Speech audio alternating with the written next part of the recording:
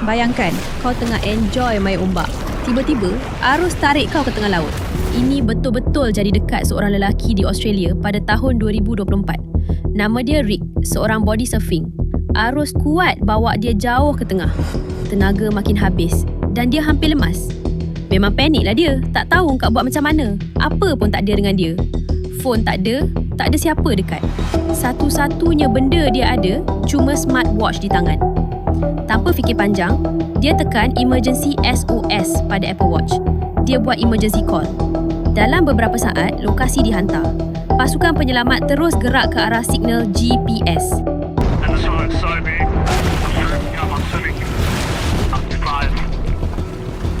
Helikopter pun sampai. Dia diangkat keluar dari laut oleh pasukan keselamatan. Nak tahu tak kalau dalam market, jam ni harga sekitar RM3,000. Ramai kata mahal, tapi berbaloi kan kalau dah boleh selamatkan nyawa? Sekarang makin ramai surfer mahupun diver dah mula pakai Apple Smartwatch. Sampai Apple sendiri buat iklan kempen pasal produk ni and buat lakonan semula based on true story, real location, real rescue.